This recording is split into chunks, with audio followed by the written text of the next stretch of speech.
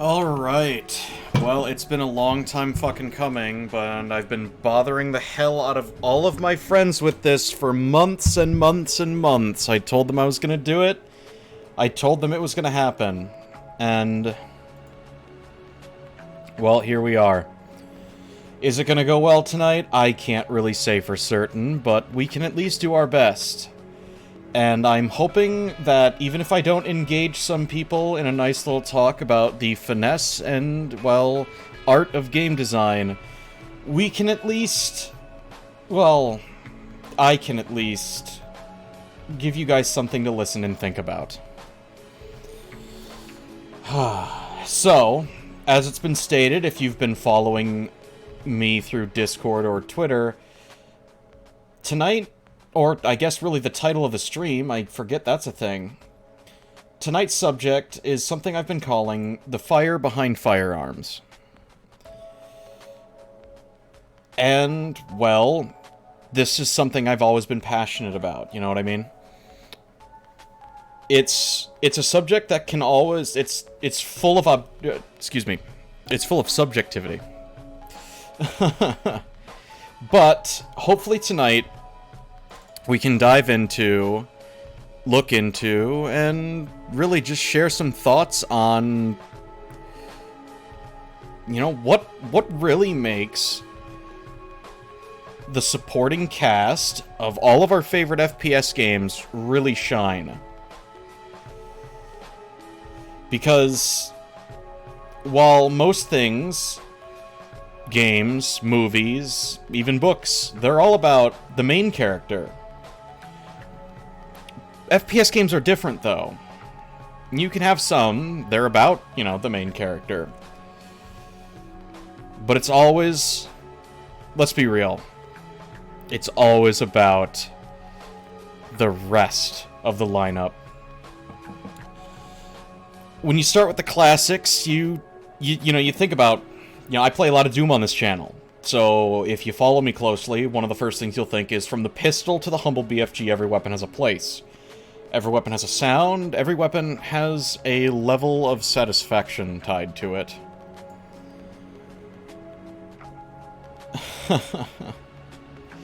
So, we're going to be looking at a few different things. But for the most part, yeah. So I guess if we're going to start with this, let's start easy. Just, if anyone's actually looking to participate in a discussion in chat, let's get this started then, huh? What would you call the most satisfying weapon you've used in a game? You could be broad about it, and you could say, well, you know, this game has shotguns that feel really good, or you could be very specific. Like the Wazer rifle in fucking Fallout 3. I can't imagine why, but, you know, whatever.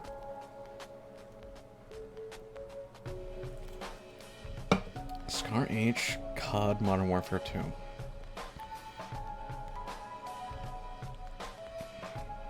Okay.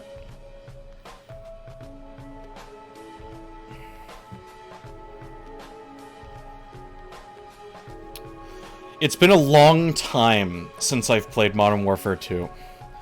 The Scar H never truly stood out to me, but that's mostly because I did ignore assault rifles for the most part. I was that asshole who thought the SPAS 12 and the XM1014 were always the best. Its sound still does ring true with me. The Scar H was a very punchy rifle, and it did what it needed to do. Yeah, I'd argue the Needler in Halo was also a good... yeah, no, that thing was always funny. Yeah. Okay. It looks like we're all on the same page then. Looks like we all got a nice little foundation for... Quake rocket launcher, huh? That's one. Yeah. Ooh, the shotgun in Half-Life 2. Ooh. That's one I wasn't thinking of. Okay. Alright, well, my chat moderator's on point today. That's good, that's good. So, I have a few notes laid out here, and honestly, it might make this sound a little more robotic. I'm going to try and keep it as smooth as possible. If I could speak English, we're off to a great start so far. Okay, so, now, nobody's wondering this because nobody has existential crises in the middle of a fucking stream.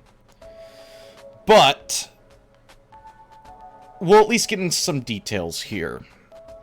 And like I said, nobody's asking. But Maxwell, why are guns so important to you? Most people who know me will probably just immediately scream Second Amendment because, you know, that's all I'm about. Let's not get into that, but no. When it comes to firearms in video games, it's always been, you know, a very important subject because an FPS game does not work without guns. It's not an FPS game. I mean, you could argue that, I don't know, Chivalry, Medieval Warfare, what is it, Mordhau? That's the new one now. That's what everyone's playing. You could argue they're FPS games. They're technically not shooters, but they're first-person games, and you don't need guns for them to be satisfying. Fuck, man. Cleaving someone's head off is always satisfying. But, yeah, there's the Portal Series 2, a first-person puzzler. Excuse me one sec. But, regardless, my time in gaming for it's coming up on 20 years now, playing video games, have always, and I really mean always, been FPS games. That's all it's ever been. Now, I've played Morrowind, I've played Oblivion, you know, the Elder Scrolls series, I've played the Command & Conquer series. I've played all of them. I have not done Medieval yet, that's coming soon. But, you know, from Doom to Quake to Unreal Tournament to SWAT to the old Rainbow Six games to Team Fortress, Half-Life, Team Fortress 2, Counter-Strike, and just so on and so forth. One thing has always stuck out to me. You know, you can look at the graphics, those look cool.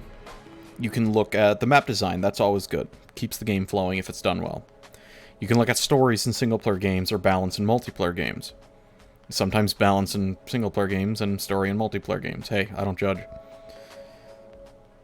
But the number one thing to me has always been the design, the feel, the power, and the ring of every single firearm in a video game ever. You know, you can go all the way back to, you have games like Counter-Strike, where every gun, honestly, sounds like it's going to get the job done. It won't, because Counter-Strike is, for the most part, rock, paper, scissors with some cheating thrown in. But, you know, every gun sounds like it'll get the job done.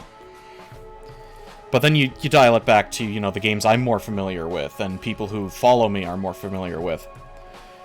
The sound of the pistol in Doom. It sounds like it'll get the job done. But it doesn't. That's why the chain gun has the same sound, only faster, because it gets the job done faster.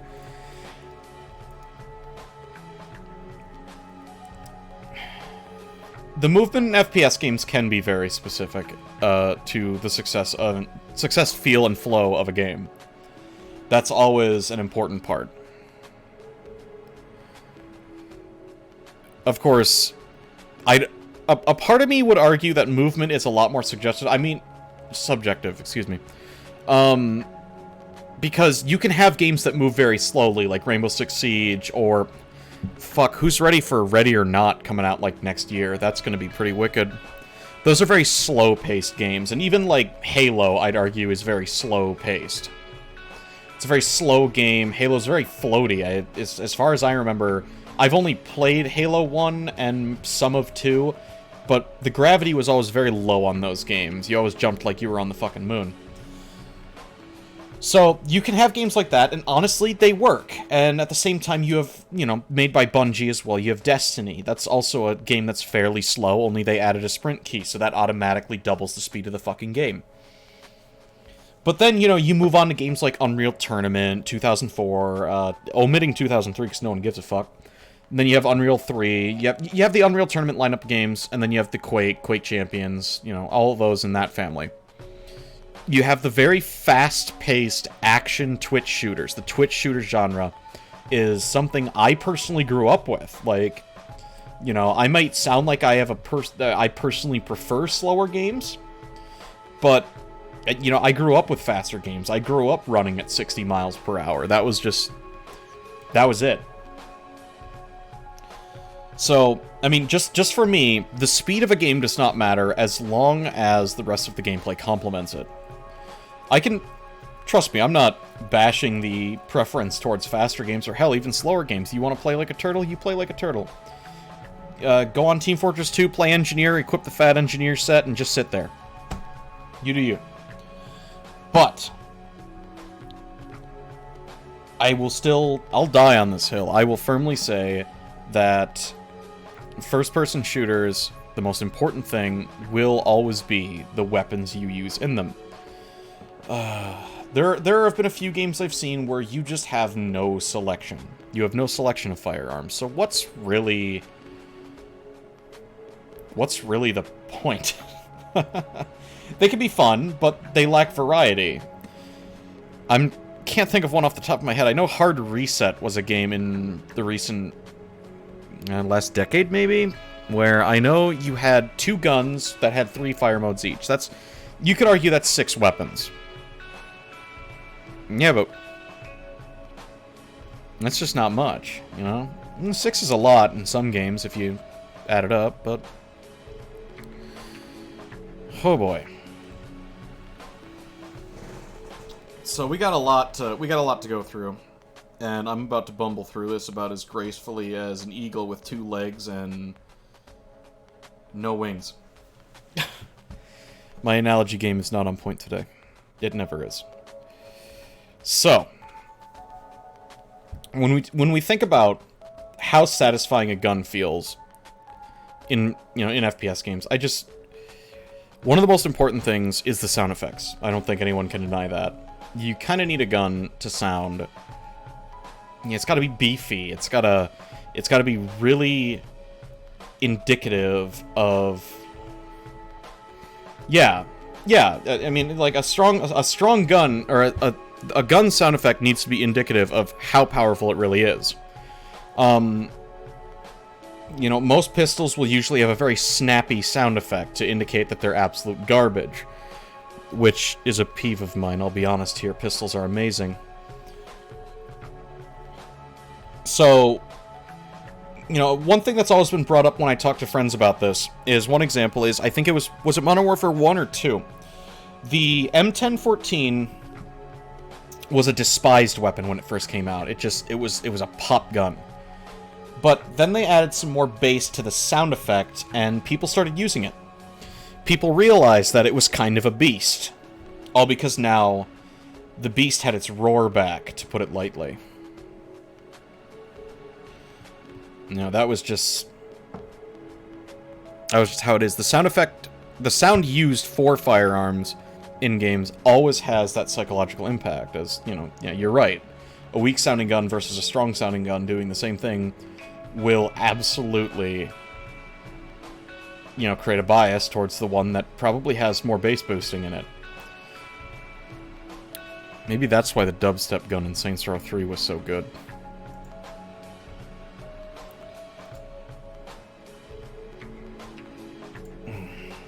Animations are pretty important too.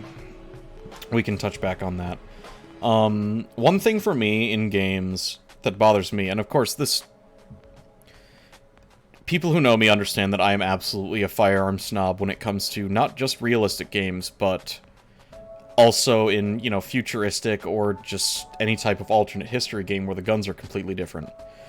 Per se, Destiny, where the hand cannons are basically a revolver, but instead of bullets in the cylinder, it's a Duracell D-cell battery. How lovely. But the adeptness of your character handling a firearm is another important thing. if you are playing a game where your character fidgets with the gun upon pulling it out, reloading it, aiming it, firing it, any such thing where, you know, they appear to be less experienced. Now, this doesn't directly tie to how satisfying the gun is. It's a very important... You could argue it's a very important piece of storytelling on one hand. There are some developers where I've seen guns in video games where your character clearly has no idea what they're fucking doing. This is usually in horror games, and it does increase, you know, what people would call the atmosphere and the immersion value. It can detract from the gun. It can, but, you know, we're talking about a game genre now where the guns probably aren't the most important part. Alan Wake was interesting because you could either not use the mechanic of mashing R to reload faster, or you could mash R and suddenly you're a motherfucking Special Forces member. You know, you reload a revolver in half a second.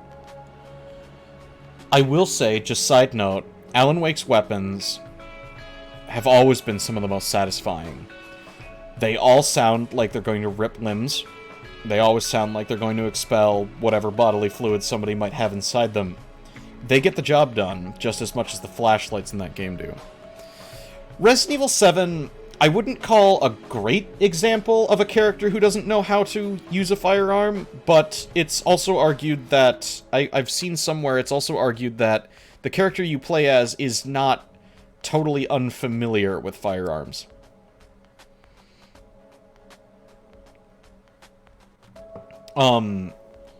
Ethan has the tendency to reload semi-automatic handguns at the speed in which, you know, you're at least semi-trained individual would. As soon as the magazine drops out of the pistol, a new one's basically in. The way he reloads the over and under shotgun leaves something to be desired in terms of efficiency, but it gets the job done in the game, and it really adds to the atmosphere and tension. Double-barreled shotgun being the gun that's, you know, it's higher damage, but it's a lot riskier to use. Killing Floor 2 is kind of the pinnacle when it comes to satisfying firearm design. So, you know, if someone's not familiar with Killing Floor 2, let me lay the basis for you here. Killing Floor 2 is made by people who are absolutely and 100% obsessed with guns. Every model they make in Killing Floor 2, I think its animations are 300 frames per second, to compensate for the fact that the game has a slow-motion mechanic. Every gun is extremely finely modeled and animated to the point where it's just almost perfect. Yeah, that was one thing I was going to mention. Killing Floor 2, if I had to give it one criticism, fucks up one thing. The firing sound for the 9mm pistol, your basic starting weapon in Killing Floor 1 and 2, sounds fucking amazing. In Killing Floor 2, they emphasize how garbage the gun is by basically making it literally a pop gun in terms of sound effect. I'll be honest, while it wasn't the most reliable weapon in the first game, it sounded like you could depend on it, and if you put it to use, it would do the work you asked it to do. In Killing Floor 2, it can. It typically won't, though. Really, in terms of the cartoony and action movie type of aesthetic when you're looking at video games, it really depends on the setting and style you're going for. Like, we can look at the difference between, again, like games like Ready or Not. I'm gonna say Ready or Not a lot, even though that's not out, because that game's amazing and I want them to sponsor me. But more to the point, you could look at a lot of games, like the Red Orchestra series. What is it now? Rising Sun? No, not Rising Sun. There's that new fucking, like, Vietnam War game that's, like, derived off of Red Orchestra. I can't remember. Rising Storm. Rising Storm 2. And, fuck, I mean, all of the new ones, what is it? Postscriptum, and there's another World War II game that came out. All of the reload animations are realistic, smooth, and slow. You know, you drop the magazine, you know, in an automatic weapon, and you have to pull it out of a pouch before you can put it back in. You know, that works for that type of game because it's setting that tone. But then you have, you know, what's an extreme example? Far Cry Blood Dragon, where your shotgun is a lever action. You open the action up on the shotgun, and you flick the shells into the air and catch them in your shotgun. If you've never seen that animation, I suggest you either buy Far Cry 3 Blood Dragon, because it's an amazing little spin-off title, or you just go on YouTube and look it up. Don't close this stream, though. I need you here. Because that is pretty fucking crazy. You can even touch on, you know, all of the hidden animations in some of the later Battlefield games. You know, Jesus handing you a magazine for your assault rifle, or you using the Force to reload your AK. You know, there's just a lot of examples of... I mean, those are hidden, so they're not great examples of, you know, setting the tone, obviously. Hardline was, yeah, the big one. I want to say one of the new ones does that, too. I can't remember which, though.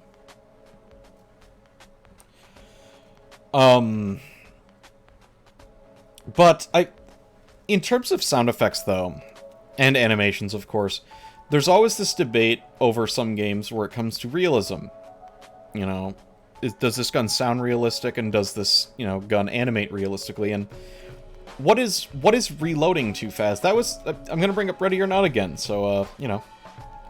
So I played Battlefield World War II, and I have no desire to. I don't have the animations on hand. This is kind of... I'm admittedly underprepared. But... yeah, no, I'm definitely underprepared. Plus, I need to switch to Streamlabs OBS instead of normal OBS, so I have more options. But regardless, what was I on about? Yeah, so the realism of guns in more realistic style games has always been a point of contention for some people, including myself. And again, with Ready or Not, a lot of discussion I've seen that was kind of funny to me was, you know, what is... yeah, if you want to go back to sounds, you can jump to Doom 2016. So, I'm going to drop the point I was trying to get to because it's kind of stupid. Anyways, I'll be honest. In terms of sound design, I actually didn't like Doom 2016 that much. In terms of, like, the punchiness of sound effects. And it does... for once, it doesn't detract from the experience from me, but, like... I don't know, there was something... and it might be my sound settings, too, but no, it's not my sound settings. It's absolutely the sound design. A lot of the guns just didn't feel like what they were trying to do, I feel. The basic combat shotgun wasn't terrible. It didn't sound super powerful, but the gun itself also wasn't super powerful. By the second half of Doom 2016, you're basically using it as a grenade launcher, and that's about it. Something about the super shotgun was always off to me. And while it might not be a sound design aspect, the stock missing from the weapon has never sat nicely with me. I don't appreciate the half-chopped, like, look of the super shotgun in Doom 2016. Otherwise, the sound effect for the gun, the speed and the power of it are just... they're on point. They're perfect. And with the upcoming Doom Eternal, with the addition of the grappling hook under it, I think we're at a point where we might have a contender for one of the best guns, you know, in FPS gaming. You know, it doesn't get much better than that. You have a double-barreled shotgun that, and I don't know the numbers for Doom 2016 and Infinite specifically, but in the classic Doom games, the double-barreled shotgun did the same damage as the rocket launcher on average, minus the rocket launcher splash damage. So, you know, when you're fighting a cyber demon in the original Doom games, the super shotgun's gonna do legit the same damage as a rocket launcher because the boss monsters in the original Dooms didn't take splash damage. But not to go off on, you know, tangent number 895 in regards to classic Doom games, but But yeah, no, something about Doom 2016's weapon design actually didn't quite sit right with me. It was always kind of... The sounds were good, they just lacked the real punch. They just kind of always lacked the punch that I was looking for. The heavy machine gun was pretty good. The heavy machine gun, or heavy assault rifle, excuse me. Heavy assault rifle did what it needed to do. The plasma rifle being downgraded to your basic automatic weapon versus what was actually, you know, on par to the BFG in terms of damage and ammo efficiency. Dumb like this, and the game just explains the gun has a wormhole in it. Alright.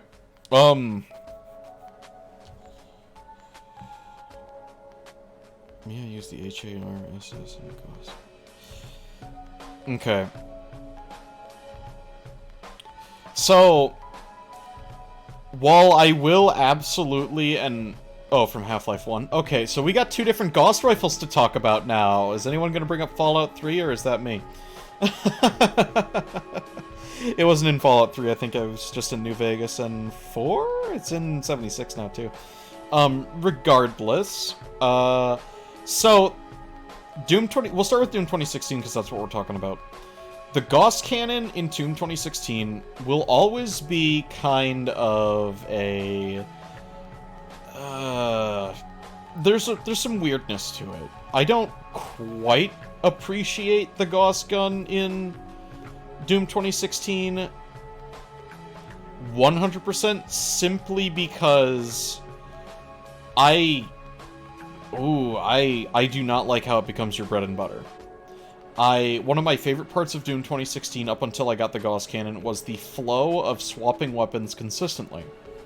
You know, you swap a weapon to deal with every situation, but by the end of the game, especially if you have the right runes for it, it kind of just turns into, really, the Gauss cannon is your only gun. You know, you'll swap to the guns occasionally if you fuck up and run out of ammo, or if something's really fast and close to you, like a lot of imps are in the room. But by the end of the game, that's not really an issue. You know, you're sitting there with the Gauss cannon, infinite ammo because you have the rich get richer and max fucking health. Or was it armor? I think you needed to have a certain amount of armor for that one. It just never stopped being an effective weapon. You know, it was not situational. It was just all around, this gun kills demons, fuck you.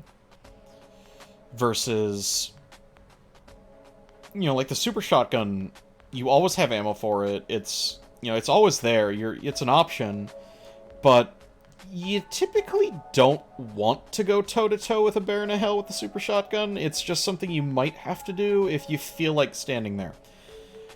Otherwise, if you have the Gauss rifle, it's just kind of, yeah, GG. Not to say design-wise the gun is bad. The Gauss rifle is still one of the most satisfying weapons I've used in a game, just because the reality-splitting sound effect it uses is bordering on perfection, really. Moving on, the Gauss rifle, Gauss gun, Gauss cannon, Tau cannon, whatever you want to call it from the Half-Life series, that is definitely... It's up there, because you have this weapon that has a very punchy sound effect, a sound effect that conveys exactly what it is. You know, it's an electromagnetic rail cannon, basically, that runs on uranium, and the weapon is introduced to you in an amazing way. You find a barricaded room and you hear a security guard talking about this awesome new weapon. The scientist is telling them to be careful. There's an explosion after the security guard overcharges the weapon. You walk in and you find the rifle on the ground, blood everywhere, and the guard's boots are the only thing that remain of him. And then you pick up the Gauss gun. Then you pick up the ammo for it. You gib your first Marine with the charge-up ability, and you realize the gun's got the recoil of fucking Valhalla.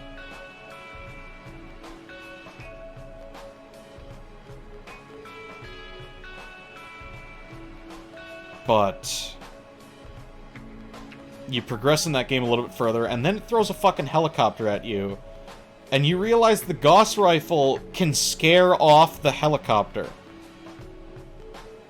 You have an energy weapon capable of punching fucking holes in helicopter armor. And it ain't even explosive. It's pretty wicked.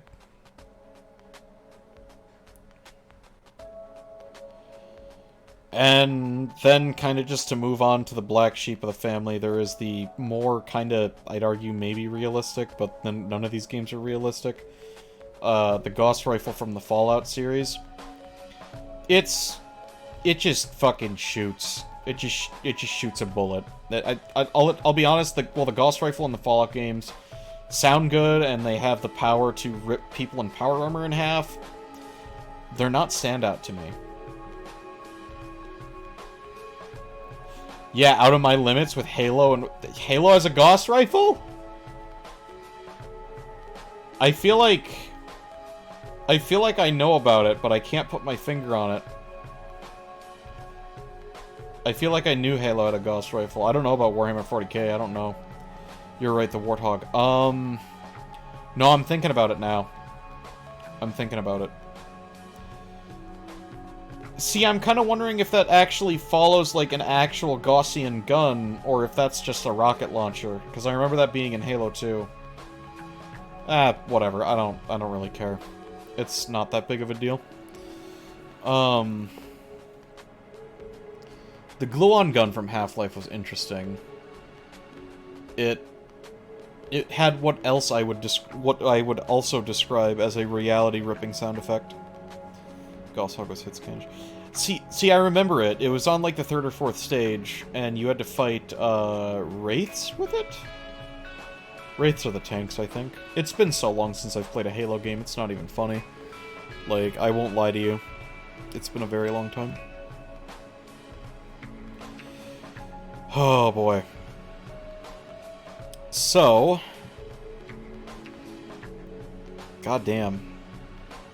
3, 4 reach. Okay. So basically, as soon as it was included in Halo 2, it was... okay. Well, that's good. When you have a good weapon and you keep to it, usually helps. Oh, I'd imagine for multiplayer it wouldn't be a thing. I had a few examples that I wanted to talk about. Right. So, one thing I can say, when it comes to the satisfaction, you know, of guns in video games, one of the most important things, to me at least, is, you know, as somebody who's fired very large guns, and, here, I'll sloppily pull this up on screen here. I don't... okay. Give me one moment. Let's pull this up here. I'll do my best to make this as not janky as possible. But as somebody who's fired a lot of guns, like, just, you know, in real life, you know, real life experience with firearms, I kinda need to draw parallels to what I've witnessed, what I've felt, and what I've heard.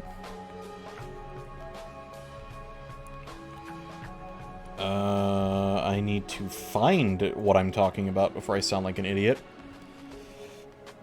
So, here it is. Now, can I get this to work properly? Ah, here we go.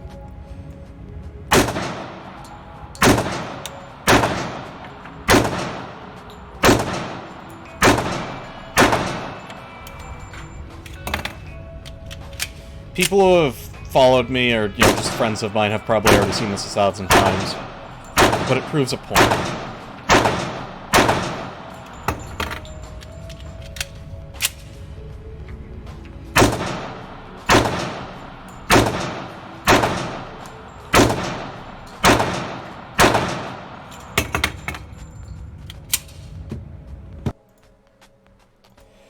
So, you know, there's a lot of things there. You know, you can take the muzzle flash, you can take the sound of the gun going off, the sound of me working the gun to reload it, and all of that. There's a lot of things you can take from that. Hell, you can even see the recoil. Those are all little factors in terms of, you know, You pick up any fucking gun in real life and start shooting it, you're gonna feel the satisfaction of shooting a gun. But extra steps need to be taken to make sure a gun is satisfying when it comes to, you know, just the reality of guns in video games. That oxymoron there.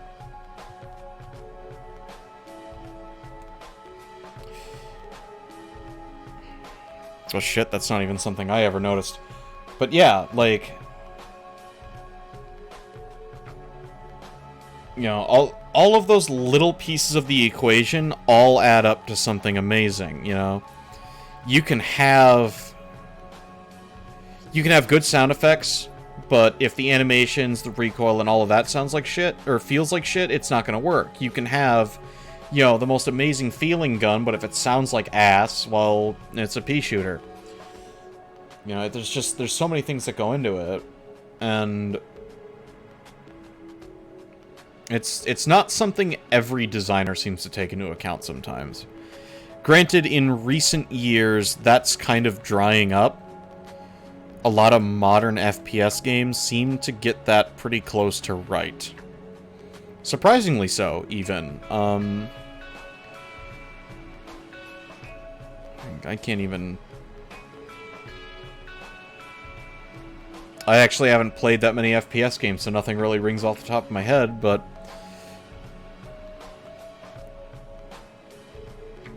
Shit. Well, that point just fucking fell dead in the water because I can't even think of a goddamn thing. Yeah, I've been playing a lot of Destiny 2, but I'm trying not to crutch on the fact that it's all I've ever been playing. I mean, you're not wrong. You're really not wrong there. Hot dogs, horseshoes, and hand grenades has kind of spoiled me in terms of weapon design. And granted, that's more of a firearms simulator. So, you know, that's something. But every gun in H3 like feels good, minus the, you know, the occasional, the joke weapons, you know, like there's a couple of 22 guns that just literally snap when you fire them. Like, they don't go bang, they just go pop. But, you know, that's a 22. That's what 22s do. There's an adorable 22 at the gun store I saw today. I wanted it so bad. Oh yeah, Generation Zero. That's a game I should look into streaming once or twice. So, yeah, that's a game that actually does weapons interestingly. Yeah. Yeah, basically. So Generation Zero is a fairly unknown game I picked up recently because a few friends were playing it. It costs a bit of a premium, so... You know, I wasn't too sure about it. After thinking about it, I did buy it, downloaded it, started playing it. Oh yeah, no. Like, that's probably the worst. A gun that sounds powerful, but does, like, 3 damage to a 100 health enemy is just... It's not good. To say the least, it's not good. But yeah, no, I picked up this game, Generation Zero, and I started playing it, and it's an indie title. It's got mixed reviews on Steam. It's got the absolute fucking most frightening thing of its open world survival and early access, but the premise was very interesting. It takes place in the 80s. Something it conveys very well, by the way. It takes place in the 80s, and you're in Sweden. It's, from what I can tell, it's faithful to actually being in Sweden, and not just, you know, generic city, it's Sweden, I swear. It's probably generic city, and it's Sweden, I swear. I have never been to Sweden, so... But the premise of the game is everyone's dead. Except you, of course, because what else would the premise be? But it's not zombies, it's not aliens, it's not anything else. It's robots. It's killer fucking robots that you have to fight. And combat is not straightforward. You know, you can shoot at them till they die if you have the ammo reserves, but you probably shouldn't. Every robot has weak points. You know, they have fuel tanks, they have targeting systems, they have exposed parts. It's, you know, it's a lot of very precise things. But the firearms in that game seal the deal. The entire game is beautiful. I was genuinely shocked by the graphical fidelity of the game. You know, especially just with your character's hands. The fact that I can see every link of the fucking chain of the bracelet I'm wearing, down to the stitches in the jacket. Yeah, I was shocked. It's genuinely a beautiful game. But then you pick up your first gun, and it's essentially a Russian Makarov that fires 380. It's weird. And you know, okay. It shoots as fast as you can click. And from the sound effect, it sounds like it's going to rock the world, but from the size and caliber of it, it really doesn't. Well, truth be told, it's a game where the firearms design is actually kind of spot on to an extent. All of the sound effects genuinely sound like the guns in 80s action movies would sound like. It's a very kind of over-the-top, but very satisfying, punchy sound effect. All the bullet impacts are filled with sparks and clangs whenever you fire at an enemy. Especially when you hit a weak point. You have those fake movie, like, sparks flying out of the enemies when you hit a weak point. It's beautiful. And of course, if you kill an enemy, it just explodes in vibrant, bright whites and greens. But, you know, killing the enemy is one thing. The weapon you use is the main point here, though. And the weapons in Generation Zero, like I said, they all use 80s action movie sound effects, and it really works.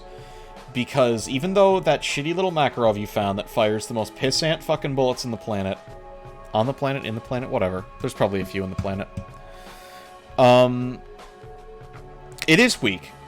It is pathetic, and it is sad. It does not do that much damage, but plinking at any weak robot's weak spot with anything will get the job done. And it works.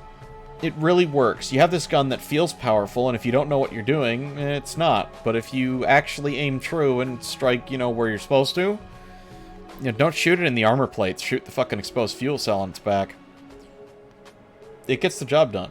And the sound effect ties to that. It's not too punchy. It's just right in terms of what you can do with that game.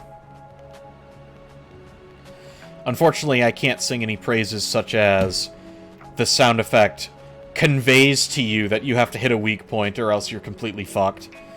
Because we're not at that point yet. But that could be done. Oh, you know what? I just remembered something. One thing that's been kind of a trend in video games since about, we'll say 2008, just to be vague and incorrect. I don't know how many of you guys have noticed this when you play an FPS game. How many games have you played where your weapon starts to click when the magazine's running dry? I'll leave you with that one. I'm gonna go grab a drink real quick.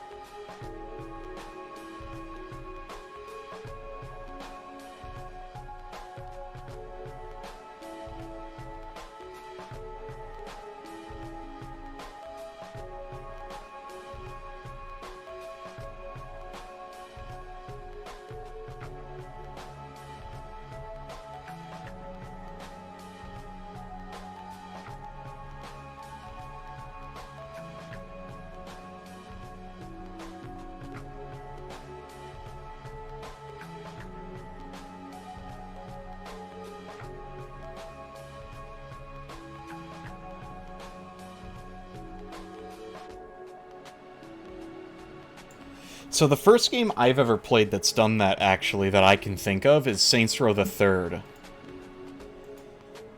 Saints Row the Third specifically was kind of weird in a way where...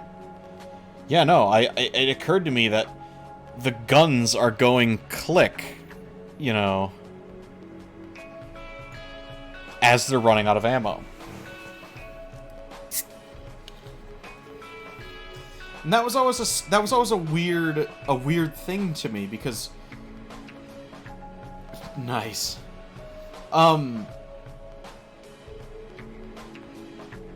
Like, it was always strange, because guns don't rattle when they're running out of ammo. That's not a realistic thing at all. That guns just don't do that.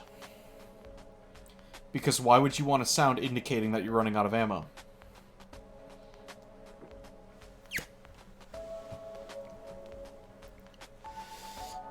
But it works. It kind of works to an extent. I know some people find it annoying. Like, it's an unnecessary mechanic, and, you know, there's always those purist motherfuckers that are like, oh, this is making the game too easy. The M1 Garand is magical.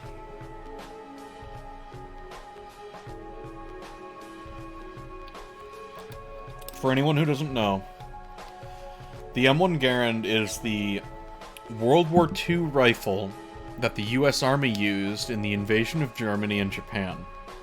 We didn't actually invade Japan, but I think you get the picture. And it was an interesting weapon, to say the least. Back then, semi-automatic rifles were kind of a dream. Then America hits Normandy, and, well, they didn't start in Normandy. This isn't a World War II lesson. America has these rifles that can pop off 8 shots in about 3 or 4 seconds, depending on the GI using it. It fires this hard-hitting bullet known as the 30-06. You know, like, you oughta 30 that 6.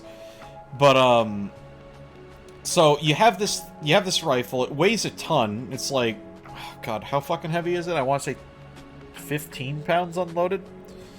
You have this heavy fucking rifle made of wooden steel, and there's this weird quirk to it. It makes this loud pinging noise every time you fire the last bullet. Because the M1 Garand uses what's called an on-block clip. It's actually... The Grande? Are you fucking serious? But there's no E at the end.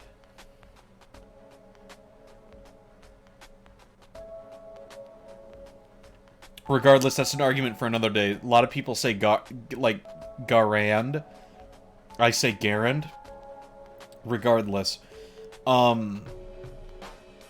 That loud ping is kind of one of the most iconic things in the world at this point. If you've ever played either a World War II game, seen a World War II movie, or just understand what one of the greatest guns ever made is. And I have yet to see a World War II game that does not include that sound effect. Because it's a bad game if it doesn't.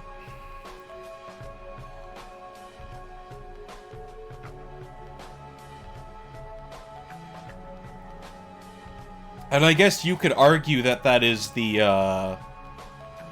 ultimate making a noise when the gun is out of ammo type of thing, rather than the gun rattling with the last couple of shots. But, I mean... yeah. You couldn't unless it is literally taking place before even the Lend-Lease program. Yeah?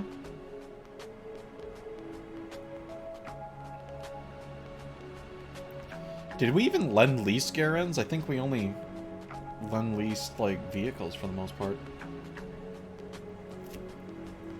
Some, like, M2 HBs and stuff, but...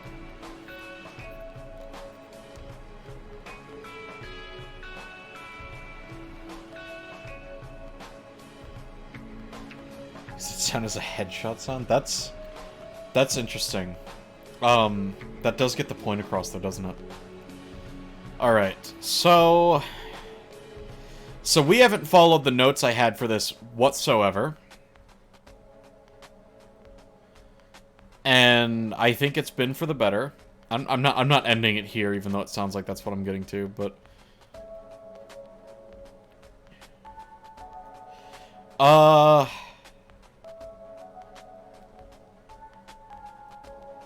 World War II game with the French.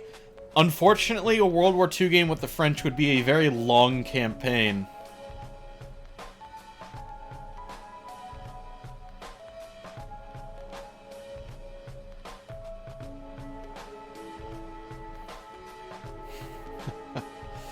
Yeah, that's one thing that kind of gets conveyed a little bit, isn't it?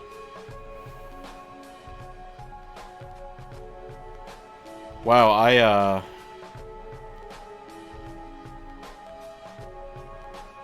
Well, when I wrote these notes, I did not have very high expectations. The end of these notes say, hope and pray you get this to last at least 30 minutes.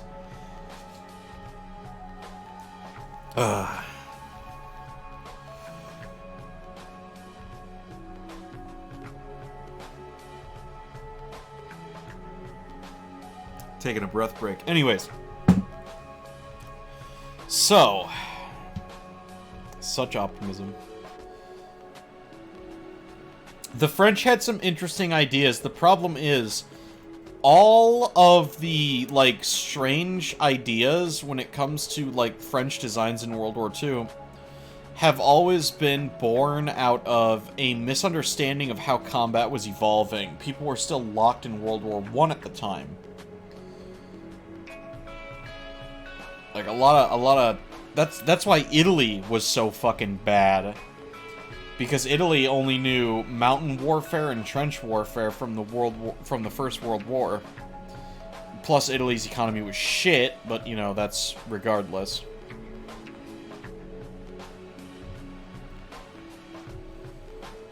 Oh boy.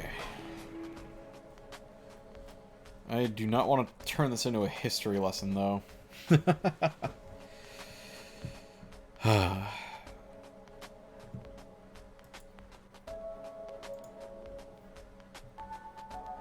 Meatball economy was blowing up. Yeah, I mean, we're just talking about a country that was still mostly agricultural, forced into an industrial war. Italy, yeah, no, they didn't. Yeah, Italy was making progress, but Mussolini was like, you know, fuck you. So... Alright.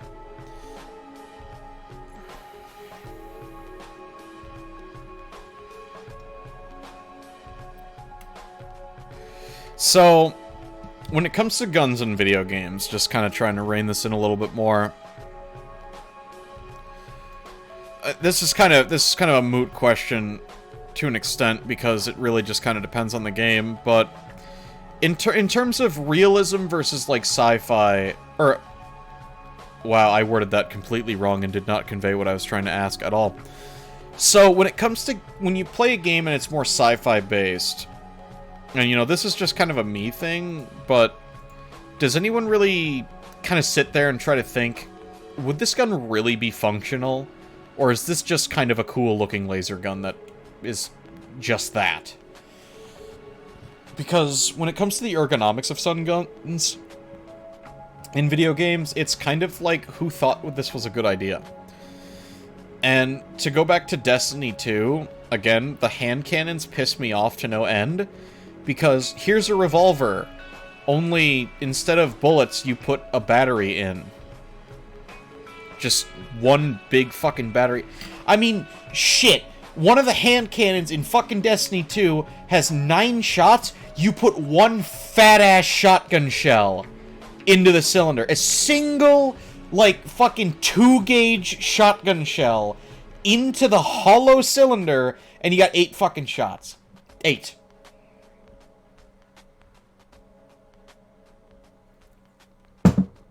Who designed that? Did my song actually fucking end? How many times has it done that? Oh, this is an hour long. Yeah. See, but I don't like sci-fi magic, though. Sci-fi magic is just... Oh, I hate it so much. I mean, there are some games where you can argue sci-fi magic, like Mass Effect. Yeah, Warhammer is, like, good for a little while until the Eldar come in. Sci-fi guns worked for Mass Effect because they actually had... I mean, okay, so the way guns in Mass Effect work is your ammunition source is actually a steel block inside of the gun where tiny little, like, grains of sand are shaved off of the block to use as bullets, and the Mass Effect generator basically makes them as powerful as bullets. Granted, more powerful because, you know, armor surpasses firearms, firearms surpass armor, armor surpasses... You know, you go in that pattern, suddenly you got fucking guns that basically can tear buildings down, but, you know, little Jimmy wearing a steel t-shirt's perfectly fine. I'm sorry, did I say steel? I meant plasteel. That's the sci-fi armor. So in Mass Effect, it kind of works. The primary thing you load into the gun are little cartridges that absorb heat, because apparently the process of making, you know, 1 gram of steel into, you know, 20 kilograms of steel, fucking, you know, that heats the gun up real wicked.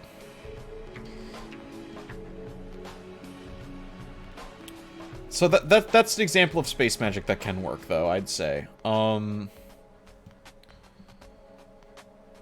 Yeah. You know, looking back at chat, yeah, no, the Warhammer guns are great, though. All hail the Las Rifle flashlight, but, you know. Oh, God.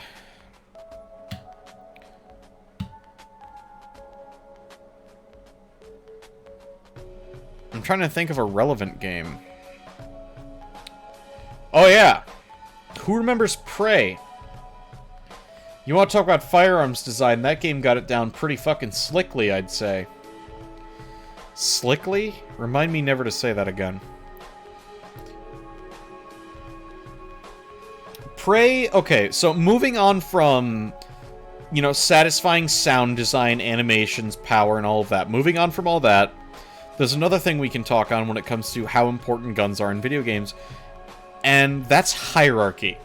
You know, what gun surpasses this, you know, the next gun, what gun surpasses that one, and so on and so forth, to where, you know, in classic games like Doom, you had a very obvious firearms hierarchy. You know, you had 1 from 1 to 7. How useful are these guns? Of course, when you think Ultimate Doom, before the shotgun existed, it was literally fist, pistol, shotgun, chain gun, rocket launcher, plasma rifle, and fucking BFG. That's pretty obvious, is it not? There's a little bit of, you know, skepticism between the plasma rifle and the rocket launcher. The rocket launcher technically fucks shit up a little bit better, but it won't. But the plasma rifle won't kill you. So, you know, there's that more obviousness. Then you have games like Prey. Prey falls under the genre, you know, anyone who missed the stream or just doesn't fucking know. Prey falls under the genre called immersive sim, where, you know, you have Deus Ex. I think the Thief games fit under that, technically, the original Thief games. You know, you go back as early as Ultima Underworld. I might play that on stream one day. Deus Ex, the System Shock games are immersive sims. Basically, they're typically first-person games that pride themselves in realistic-feeling worlds and interactivity. Duke Nukem Forever was almost an immersive sim, but then they put Duke Nukem in it. And strippers. It was never actually going to be an immersive sim, but regardless. Prey is the perfect example of, here is an arsenal of weapons. You don't just pull the trigger and kill what you're looking at. You start with a wrench, then you get a stun gun. Stun gun seems pretty cool. It stuns enemies, and it fries the fuck out of electronics, you know. Whether it's electronics in the world, or, you know, your favorite engineer bot Steve trying to burn your nuts off with a flamethrower. You know, it'll fuck up anything that runs on Duracell batteries. And it's pretty effective. Then you get the pistol. The silenced pistol, specifically, because that's the only one. Ingenious little bit of lore there, too, by the way. Why have a loud-ass pistol on your security force when you can develop one that's quiet? I love it. Anyways. Yeah, the pistol in Prey has a special place in my heart as a gun that fires as fast as you can click, and I don't think the developers ever fucking thought about that. Dumping about a 12-round magazine in half a second. But,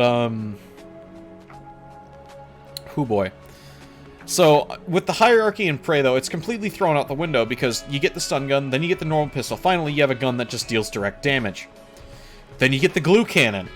The glue cannon, you know, you think, okay, I can just, you know, hold enemies in place while I charge up a wrench swing. It's an interesting little tool. The glue cannon also opens up mobility. You can scale walls with the fucking thing. You can put out fires. You can insulate electrical faults. You can do anything with the glue gun, and really that's kind of why it's on every piece of promotional material for Prey, because that's kind of the gravity gun of that game. And for those of you who don't know, and I'd kind of be, for once, I'd be ashamed of you if you didn't, the gravity gun was in Half-Life 2. We'll touch on that later. Aside from the glue gun, you had more utility guns, like the Hunter's Boltcaster. It was a Nerf crossbow, but the tips of the darts were able to interact with screens in the game, so you could basically use computers from a distance. The amount of sequence breaking, secret finding, and just general interactivity with the world that Hunter's Boltcaster let you have was insane. Oh yeah, and buttons.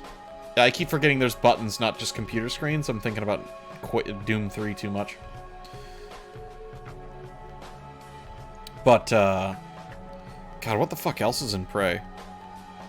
There's all the grenades. There's the recycler grenade, which you just throw into a room and suddenly it gives you fucking crafting materials. The EMP grenade is basically the stun gun, but, you know, nuclear.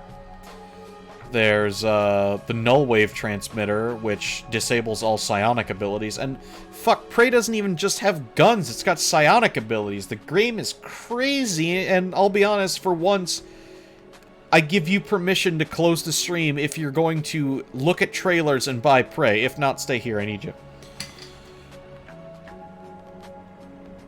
But yeah, Prey is a great example of breaking the mold when it comes to Firearms hierarchy, because, I mean, shit, that's kind of something we don't see in a lot of games anyways now. Even in single-player games where you still get a bunch of guns. Sure, you'll have an obvious super weapon and maybe a starter weapon that's useless, but for the most part, games have been getting it down to a science that every game kind of needs to be situational. Or every gun needs to be situational. If you guys have seen my Dusk stream, you'll know that even the base shotgun was still useful by the end of the game. The pistol, not so much, and, you know, press F to pay respects for the pistol, because those guns were fucking great. They just sucked.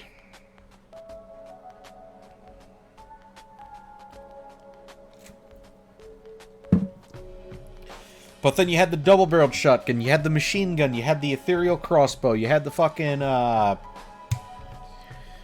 ethereal crossbows from Heretic. Oh, Guns in Siege. I could do a whole stream on the Guns in Siege alone.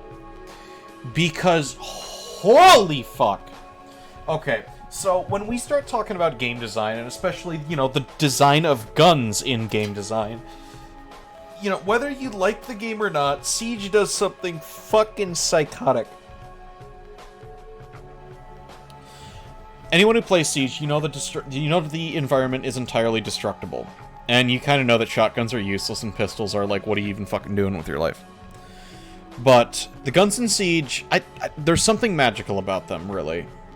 The fact that you can shoot through walls, you know, tear massive holes in the walls, And just in general, you fuck up the walls. So there is an interesting, not so much a hierarchy. What's the word? There's kind of a class system when it comes to the guns in Siege. You have your standard assault rifles.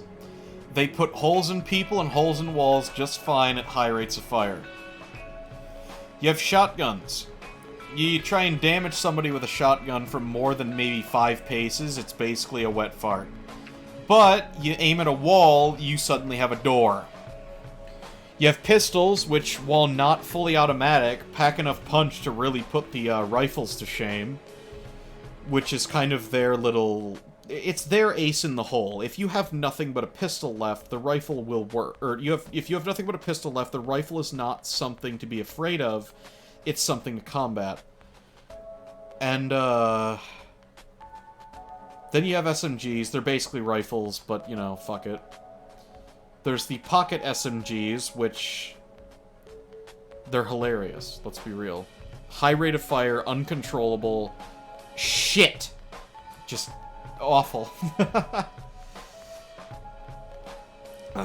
I don't even know how to have a cohesive discussion about the guns in Siege, if I gotta be real with you. They're all real. Like, it's all realistic guns. Everyone reloads the guns realistically. You know, the game doesn't, you know, trigger the gun nut in me very badly. Like, everything works to a fair extent. Minus... There's some interesting little things. If realism in guns is something you care about... Well, Finka and Lion's guns don't exist. They're experimental, but... well, they exist, but yeah, like I said. The PMM... I mean, yeah, you're not wrong. The PMM, also known as the Makarov in that game, in theory would be the weakest pistol in the game. It's on par with some of the revolvers in terms of damage, and that's a balance point right there. You know, at that point, the developers of Siege sat there and said, well, this gun shoots wads of paper, but to put it on par with the rest of the guns, so there's no clear this gun is better than this gun, in terms of the sidearms at least, we're gonna make it so the PMM does like 62 damage. Enough to two-shot basically anyone. Which is a nice little segue in terms of, like, the weirdness of balance in terms of games. Yeah. Fucking Snackarov, a snack-sized gun for a snack-sized man. That's how I feel about it. But balancing guns in video games in itself can be an art form. And it's... oh boy, it's a rough one. It's always hard to get down to a science. Because balance is never a science. Siege is a game I can go back to quite nicely to talk about balance, because there's been a lot of balance changes, and it's taught me a lot about what makes a gun powerful. So, to set the stage for these examples, Rainbow Six Siege has a very low time to kill, a TTK. For those who don't know, is a term used in video games to describe just that. The time it takes for a gun, if it's implied that every shot hits them in the same spot, you know, to kill them. It's the time it takes for a gun to kill somebody. Rainbow Six Siege's time to kill ranges anywhere from 0.0 seconds to, in the very rare extreme cases, 2 seconds. If you miss every shot. But, you know, time to kill usually isn't measured if you miss every shot. So, yeah. Siege is a game where 3 to 4 bullets will kill you. Unless it's an extreme example, such as the Vector, a very high rate of fire and low damage gun. Basically, you start getting shot at, you either need to instantly shoot that fucker in the head, or you're dead. Siege has the issue of its time to kill actually does hit 0, because headshots, no matter what, in realistic circumstances, it's not a guaranteed thing, but, you know, the times it's not guaranteed is weird, to say the least. Headshots are a guaranteed kill. The weakest gun can shoot someone in the head and they will die. There are no ifs, ands, or buts about it. And the balance was interesting. The way to balance the weapons was very strange.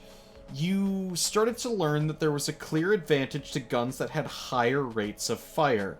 Even if a gun could have, 2,000 rounds per minute, and it'd come to the realization of, why is this gun that does 2,000 rounds per minute, but maybe, say, 2 damage a shot, better than the assault rifle that shoots at 680 rounds per minute, but does 70 rounds a shot? You'd think, 70 rounds, that takes 2 fucking shots. You'd have to have what is essentially a gun that dumps all of its shots in one instance to keep up with that. Well, with the one-shot headshot mechanic, the only thing that really matters is how many bullets are going to fly out of your gun and potentially hit them in the head. There's a machine pistol in the game known as the SMG-12 that has a very high rate of fire. Its recoil jumps with the first 2 or 3 shots. That gun is what was known as a headshot machine. You didn't really have to aim, the gun would jump up to somebody's head whether you liked it or not. And because, again, headshots being instant kill, well, there really wasn't... That was the balance. That was how it worked. The higher rate of fire basically gave you more chances to hit them in the head and instantly win the gunfight. Versus an SMG called, I think it's the C9. It's an SMG that hits very hard, but it shoots very slow. It ain't that fantastic. Of course, there's always the reliable shotgun, is there not? Shotguns are a personal favorite of mine in any game I ever play, ever. I am stubborn enough to use a shotgun even if it is outclassed, because shotguns reign supreme in terms of destructiveness, whether it's in the game or real life. There are very few weapons in this world that the conventional person can have and can make a door with. But shotguns in Siege have one issue. Their range is pathetic. On top, well, they have a lot of issues, actually, now that I think about it. Their range is pathetic. Shotguns in real life can remain lethal and somewhat accurate depending on the configuration and setup, up to, I'd say, 50 feet. I can stand across the street from you on my front porch while you're standing on your front porch. My shotgun's gonna kill you. In Siege, if you can't smell my bad breath, my shotgun will tickle you at worst. Why is this? Well, in Siege, shotguns have the tendency to spread outwards. Now, shotguns have spreads. That's why they're sometimes referred to as scatterguns. Of course, other people will say, yeah, right. But, shotguns spread. Of course they do. That's the point of fucking shotguns. They shoot a lot of pellets, known as shot, through a smooth-bore barrel, a barrel with no rifling. Rifling causes the bullet to spin, stabilizing it, making the gun accurate. So, obviously, it sprays a shit ton of pellets everywhere. A shit ton usually being 7 to 9. So, of course, some spread is... it's notable. That wall of lead pellets is why shotguns are destructive. Now, if I could stop digressing for one moment... The reason Siege's shotguns are so bad is because they have the tendency... Their spread will sit around the outer circle of their spread. The spread is not totally random, it deviates in a ring. Which means no matter what, you're really never gonna get that shot to get as many pellets on target as you want. Because it's predestined to be inaccurate. One pellet always goes straight, thank Christ, and pellets and shotgun shots in Siege, their damage is measured per pellet rather than combined lethal force. Meaning, the shotgun does 50 damage. That doesn't sound very good. That means at bare minimum point blank you'll have to shoot him twice, right? No, it means point blank you're doing somewhere in the realm of 400 to 500 damage, because every pellet does 50 damage. On the flip side, the damage falls off about 2 feet from the gun's barrel. The instant, you're more than, touching them with the shotgun, the damage starts to drop dramatically. From anywhere to, what is it? You can lose 2 damage over, 5 meters, or your pellets just disappear about 20 meters away. A regular Roman candle. So that combined with the spread means shotguns at best are close range. Oh, they do excel in one place though. Oh, I forgot. They also don't get headshots. That one-shot headshot mechanic is completely gone when it comes to using shotguns in Siege. Which leads to them being a little less than satisfactory. As much as I understand sniping someone across the map with a shotgun is probably no bueno, shotguns not doing headshot damage tends to be a little bit of an issue. I've talked about Siege for maybe 10 minutes now, but we're going to keep doing this. They do one thing incredibly correctly, though.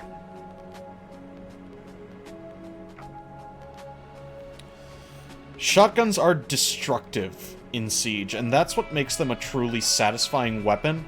Whether they're unreliable in combat is not so much the point. You can't exactly rely on a shotgun to truly save you unless you're holding tight corners and being incredibly aggressive and assaulty. But if you have a shotgun and a more reliable weapon at your side, you can make a real quick hole in a wall, and anybody caught with their pants down is going to meet the end of whatever more reliable weapon you have very quickly, and it's going to be a lethal meeting. It's a weapon that complements the rest of your arsenal rather than one that you can rely on solely, and it works. You won't see many people carrying shotguns in Siege, especially when it comes to the higher level play, but as somebody who plays the game casually, nothing beats the feeling of turning an Ash main inside out just from the other side of a wall because you had a good instinct.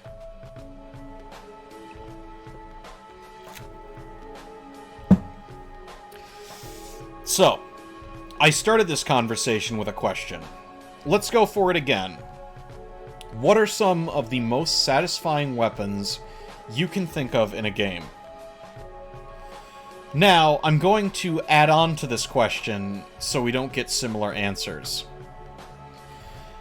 Don't just consider the power, the look, and the feel of the gun. This is more of a question to think about. The look, power, and feel are all great, and especially the sound, of course, but how much does it complement the game? If you have a shooter with 1 million enemies on screen, you're obviously going to want something that behaves like a lawnmower. Versus if you're playing a game that's more about being ammo efficient and smart with your shots, something maybe, example, Sniper Elite. What are you looking for in a game that really makes the gun satisfying? You want a gun that complements the game you're playing. Not very cohesive, so I'm apologize for that, but let's see what you guys think.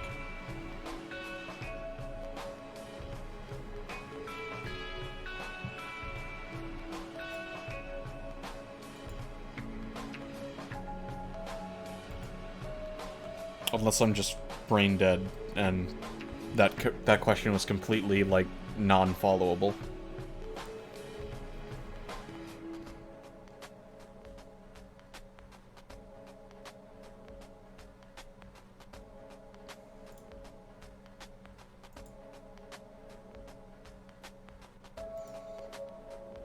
Satisfying weapon game has to be something in a workhorse, like the M4 with CS:GO, insert battle rifle here with Arma, and the AR in Halo. That is actually, yeah, I can agree with that entirely. Workhorse weapons tend to be the most satisfying, especially with games under those veins. Yeah. Personally, I lean towards I try to avoid the staple weapons just because I like to be outside the box. But, yeah, no, the M4 in CSGO is actually a really good example. The M4 and the AK, just being equal counterparts to an extent, are great examples of good weapon design in video games, simply just because, they're balanced. And not in terms of just, like, this gun is overpowered, this gun is underpowered. I just mean in terms of performance and handling. They are balanced. The M4, really, you can make precise shots with it. You can spray till the cows come home with it.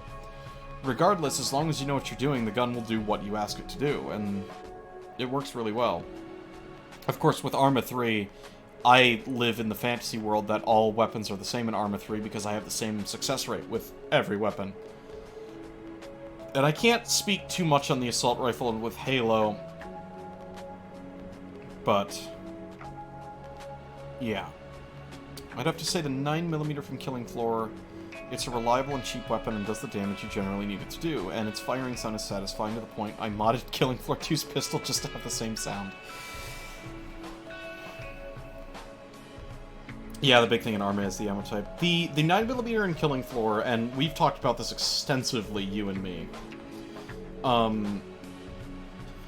Yeah, no, like, the main thing about the 9mm is, while it definitely doesn't... It's not going to kill the biggest enemies reliably, it still will do what you ask it to do as long as your requests are reasonable.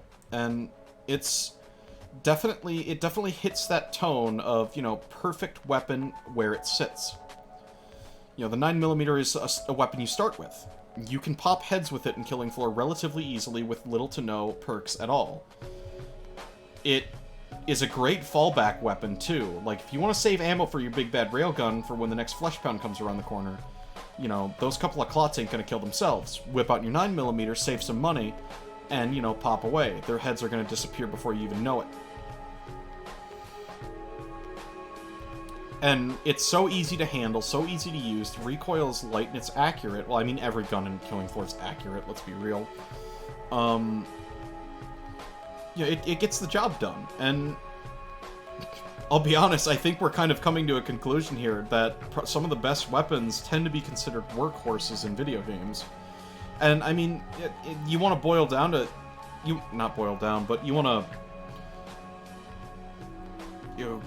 look at the classic workhorse. There is, the shotgun from Doom, and of course I'm going to mention Doom, it's me. That gun does everything. It does long range, it does close range, it kills hit scanners faster than you can sniff. And, you can kill a Baron of Hell with it, you'll be there a little while. The ammo is always there, and the gun... I mean, it's dropped by one of the most common enemies in the game, especially past the first episode. So, like, you're never without it.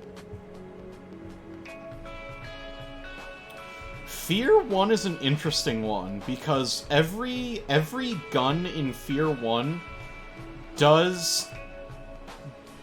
It works. You want dual pistols and you want to take on one of the big fucking giant robot enemies? You be my guest.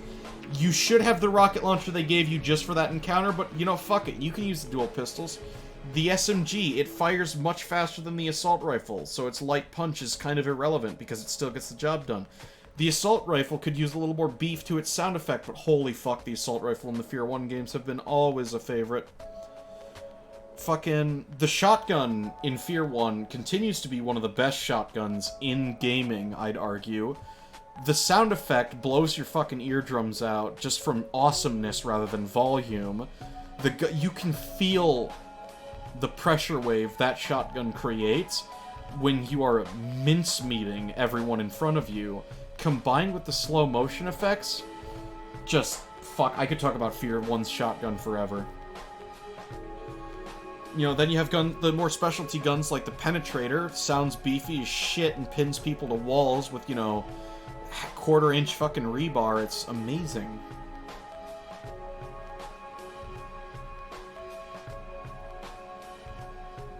Turok Evolution?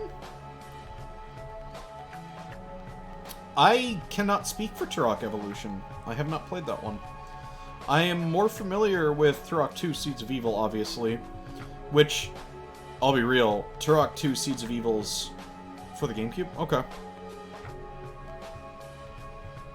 But yeah, Turok 2's guns are all really good. I mean, fuck, we got the Cerebral Bore.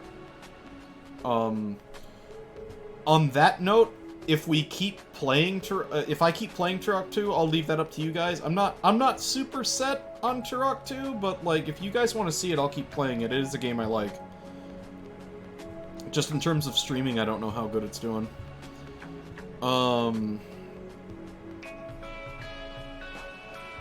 Goddamn. You know, I came into this thinking, you know, what was a bad game I could use as a baseline for, like, what bad guns are like? I couldn't think of any.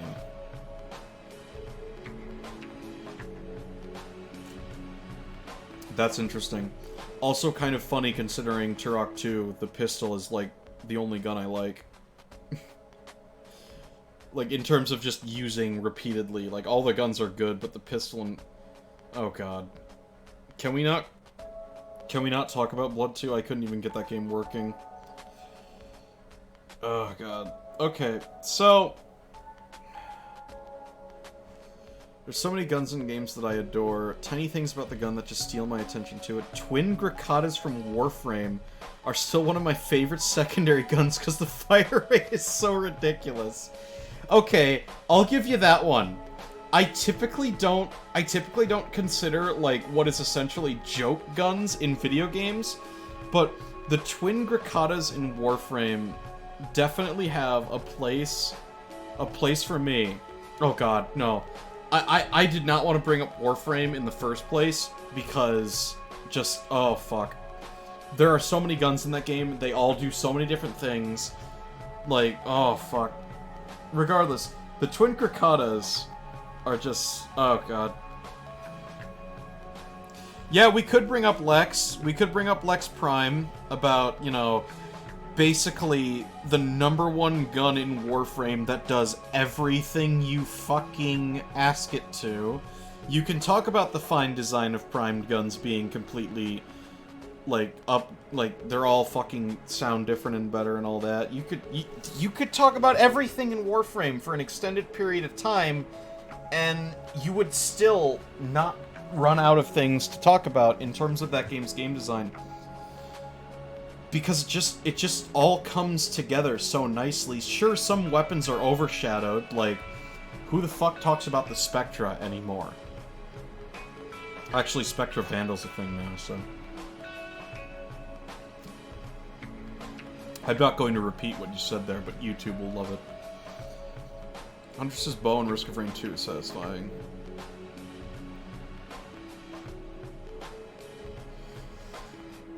Risk of Rain 2 is interesting, because it doesn't fall under the FPS genre, and I mean, I guess technically Warframe doesn't either, but, you know, fuck off. Risk of Rain 2 is an interesting creature when it comes to just kind of the world of indie game design.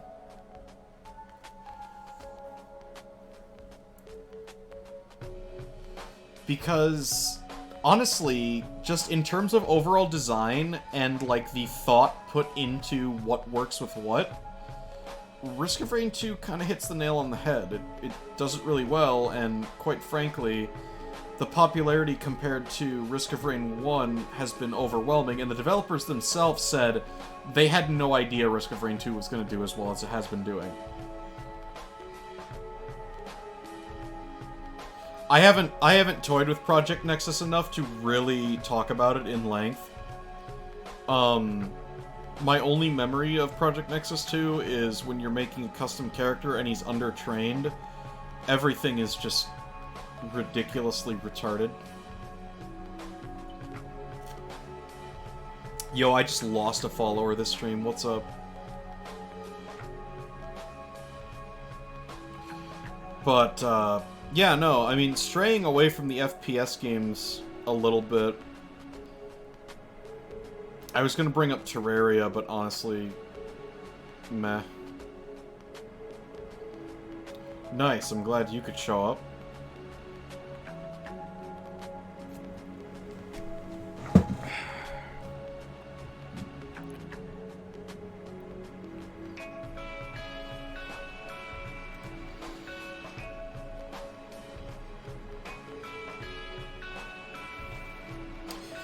Oh, so taking a brief detour from the normal topic, there was something I wanted to mention. So,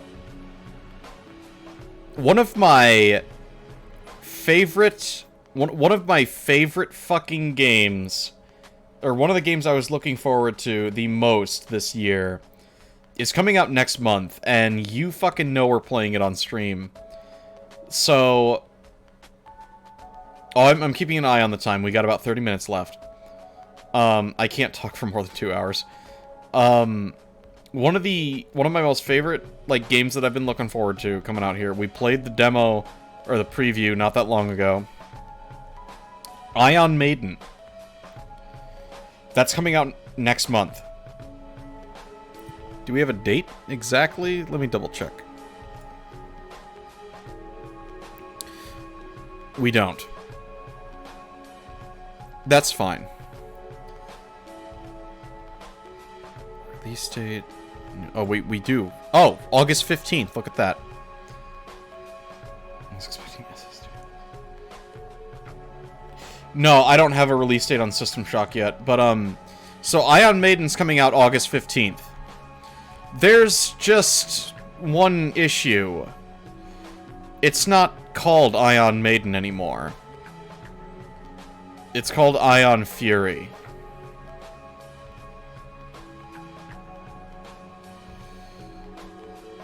Which kind of sucks.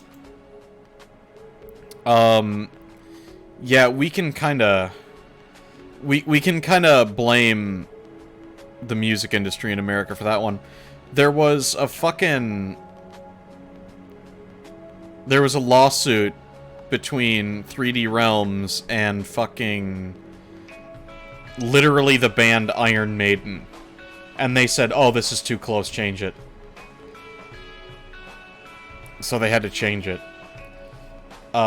Regardless, at least we're not getting a Friday the 13th game in that its development is canceled entirely. We're still getting the fucking game.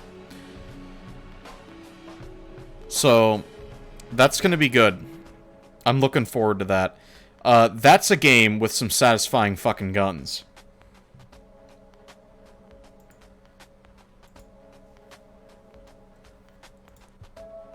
That's gonna be really good. Yeah, it kind of sucks. It's kind of stupid, but whatever. The name doesn't sound too bad. It's not bad, but yes, the starting pistol in Ion Maiden, I'm gonna struggle to call it its new name for a little while, is called the Lover Boy. It is a 3-barreled revolver, and it is wicked. It is a starting weapon that fucking... oh boy. That's gonna be some good shit. Alright. Well, I'm gonna be real with you guys. We got this going in an hour and a half. This was longer than I ever expected it to go. I wanted to shoot for 2 hours. I was expecting 30 minutes. I didn't expect anyone to show up, and I'll be honest, even if it is just all my friends looking to support me, you guys are fucking great. We've had a steady 8 viewers for this last hour and a half, and I'm probably gonna cut it here in a couple minutes, but this gives me hope. You know, when I go offline, I want you guys to let me know how this was. If you want to see more of this in the future, we'll definitely do it. I'll think of new topics. I'll do more work, honestly. I'll write better notes, get more visual material, if anything. I don't want to do too much visual material because I am trying to make it so this is primarily something people can listen to. But regardless, yeah, we can definitely do more of this in the future. As for the rest of my schedule in the future,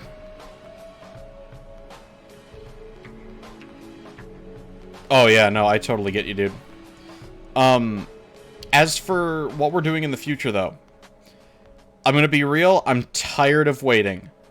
So, if y'all are available Sunday, that's gonna be the stream to hit. If you're not available Sunday, well, shit.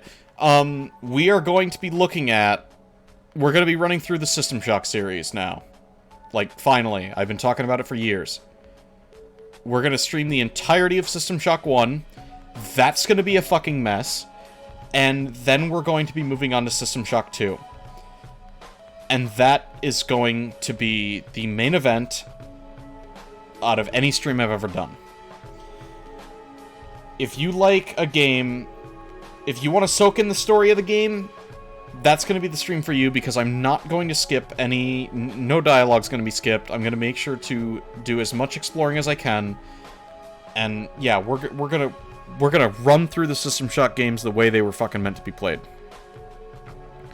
When the remake comes out, you bet your ass we're taking a look at that, and we're gonna do it the same way.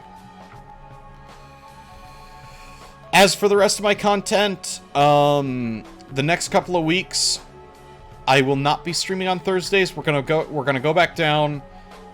System Shock 3. Oh, dude, I don't even fucking know about System Shock 3. I'll be honest with you. That's going to be that. As soon as I get a release date, you guys are gonna hear from me. You know, if you're on my Discord, you're gonna hear from me. If you follow me on either of my Twitters, you're gonna fucking hear from me. But yeah, as for Thursdays, we're gonna not be doing Thursdays anymore for a little while. We're gonna see what happens. Primarily Sundays and Tuesdays. And hey, if I keep doing more of these podcast streams, they're gonna be late enough to the point where I can do them whenever the fuck I want. I'll shoot to keep them on Thursdays and Fridays just to keep some kind of familiar semblance of a schedule. But otherwise, my Thursdays and Fridays are going to be taken up with D&D. Now, if you guys want to see me stream D&D, we can give it a shot. But I don't have high hopes about that. I don't have high hopes about anything, so maybe I should just do it. As for the Tuesday game, Tuesdays will start to become... You'll be seeing some multiplayer games on Tuesdays. If I can manage it, I'm probably going to do more Stellaris, because that was one of my better streams, I feel. It was a lot more relaxed, and I think people enjoyed it. But yeah, we might get someone in on that too. We might make it a co-op stream. And hey, those will be some of the longer streams. I can stream Stellaris for a long time. Sundays will not... I don't think anybody will have a problem with me streaming D&D. Fuck, it's not like that many people watch me anyways.